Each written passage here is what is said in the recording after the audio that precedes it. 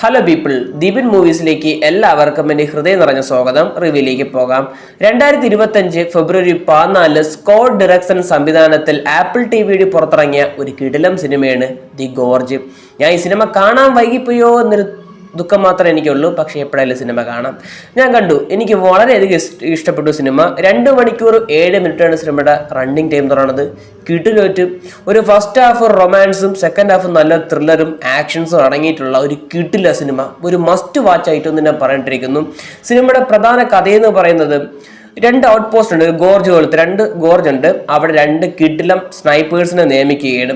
അപ്പൊ അവര് സമയം പോകാൻ വേണ്ടി അവര് അതിനെ പ്രൊട്ടക്ട് ചെയ്യുകയും അവർ തമ്മിലുള്ള പ്രണയവും പിന്നെ ഈ അണ്ടറിൽ നടക്കുന്ന കാര്യങ്ങളും, കാരണം വെച്ചാൽ അവര് ഒരു നിഗൂഢമായിട്ടുള്ള ഒരു ലാൻഡ് ഉണ്ട് അകത്ത്. അവിടെയൊക്കെ കാണിക്കുന്ന ഒരു ഗ്രാഫിക്സ് ഒക്കെ ഉണ്ട്, വേറെ ലെവലാണ് സിനിമ. നല്ല ക്വാളിറ്റി, നല്ല മേക്കിങ്, കിട്ടില്ല.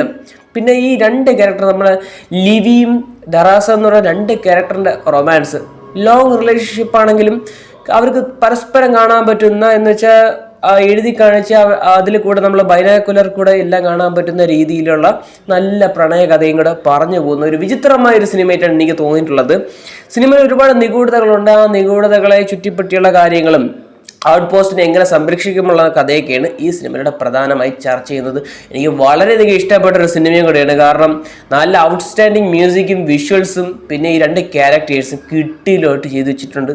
2 ക്യാരക്ടേഴ്സും ഈ സിനിമ ഇപ്പോൾ ഇതുവരെ കാണാത്തവരുണ്ടെങ്കിൽ എന്നെപ്പോലെ നിങ്ങളിത് കണ്ടു നോക്കുക. നിങ്ങൾക്ക് ഇഷ്ടപ്പെടാതിരിക്കത്തില്ല. കാരണം കണ്ടില്ല സിനിമ. ഇതൊക്കെയാണ് സിനിമയെന്ന് പറയുന്നത്. സത്യം പറയാമല്ലോ, എനിക്ക് വളരെയധികം ഇഷ്ടപ്പെട്ടു. അപ്പോൾ ഇത്രയൊക്കെയുള്ള ദി ഗോർജ് എന്ന് പറയുന്ന സിനിമയെക്കുറിച്ച് പറയാനുള്ളത്. പിന്നെ ആപ്പിൾ ടിവിയാണ് പ്രൊഡക്റ്റ്, പറയേണ്ട ഒരു ആവശ്യമില്ലല്ലോ ക്വാളിറ്റിയുടെ കാര്യത്തിൽ. അപ്പോൾ ഇത്രയൊക്കെയുള്ള വീഡിയോ ഇഷ്ടപ്പെട്ടാൽ like, share and subscribe. Thank you.